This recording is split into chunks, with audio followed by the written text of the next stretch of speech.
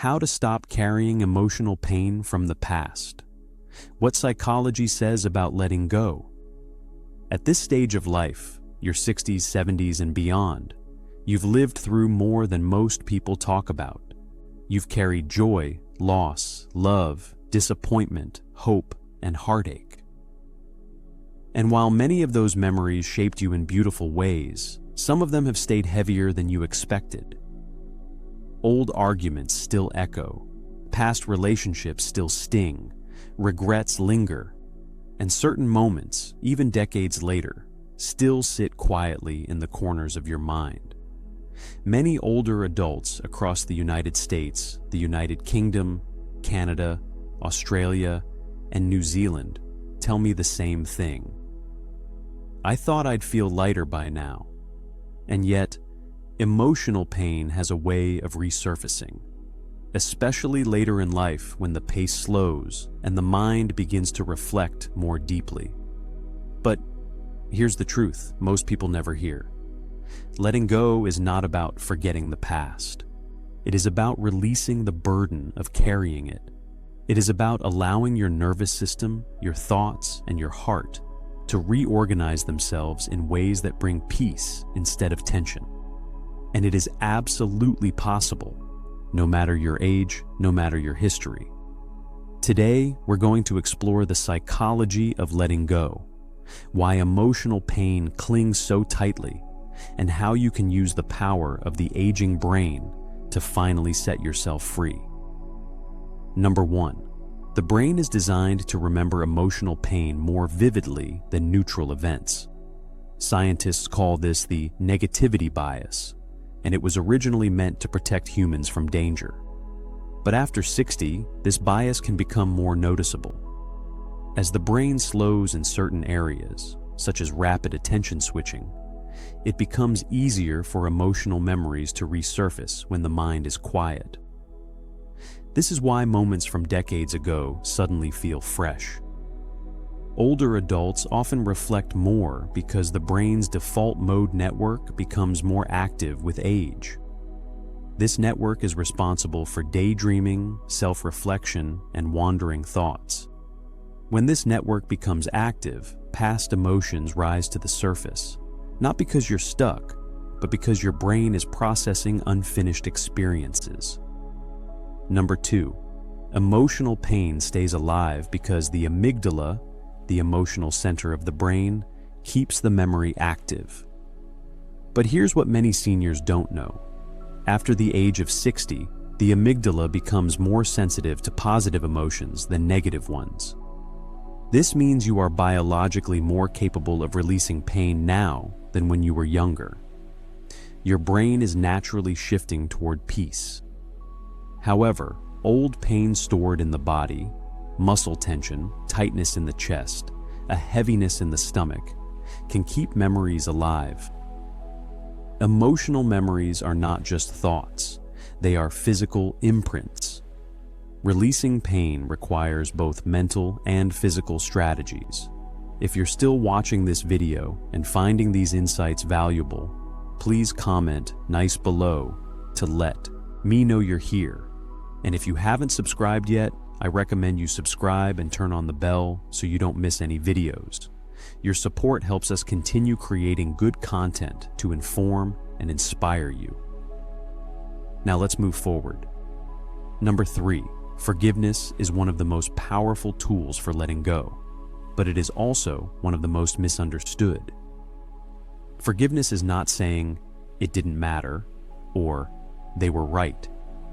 Forgiveness is the decision to stop letting past pain dictate your present state of mind. It is a release of emotional tension, not a rewriting of history.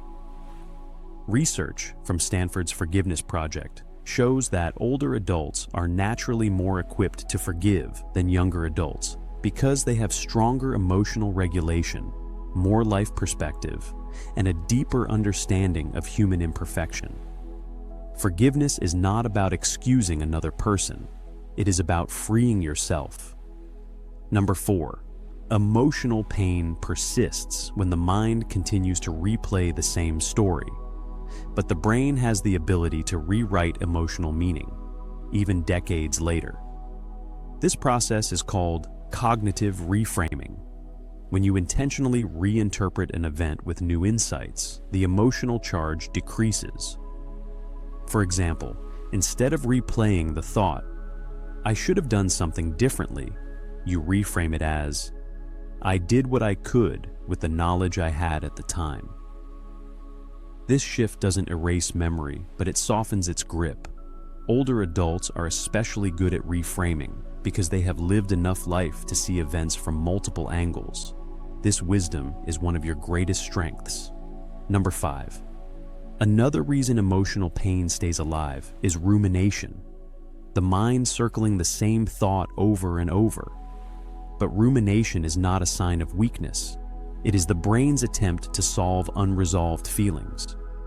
After 60, rumination can increase because the brain is less occupied with external tasks and more focused inward. But healing begins when rumination is replaced with reflection. Reflection asks, "What am I still holding, and how can I release it?" Rumination keeps you stuck. Reflection moves you forward.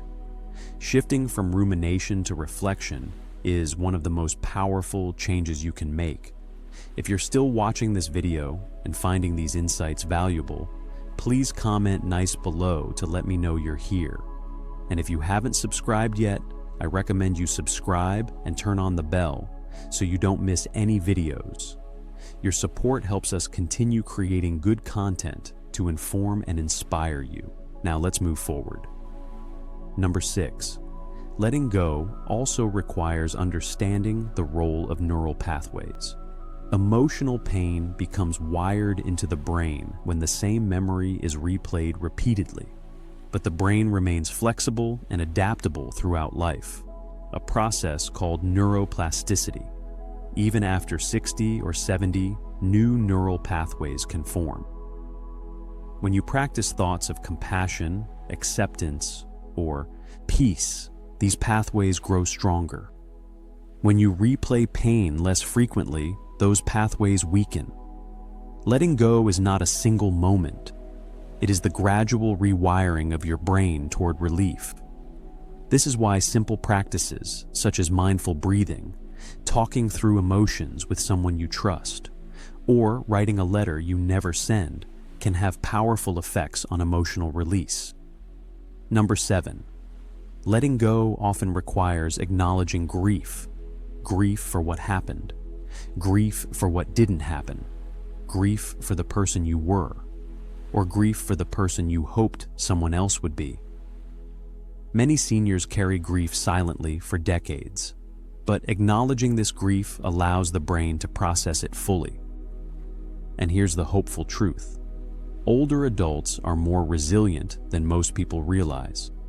Studies show that people over 60 often recover from emotional wounds more quickly than younger adults because they understand what matters. They know life is short, and they recognize that peace is more important than pride. So, here are the final thoughts. Letting go does not mean forgetting your past. It means freeing yourself from the emotional weight of carrying it. It means allowing your nervous system to relax, your heart to open, and your mind to find clarity. You are not too old to heal. You are perfectly positioned for it. Your brain, your wisdom, and your emotional maturity make you more capable of releasing pain now than ever before. Once again, thank you for watching. Please like, comment, and subscribe. Grow wise. Live deeper.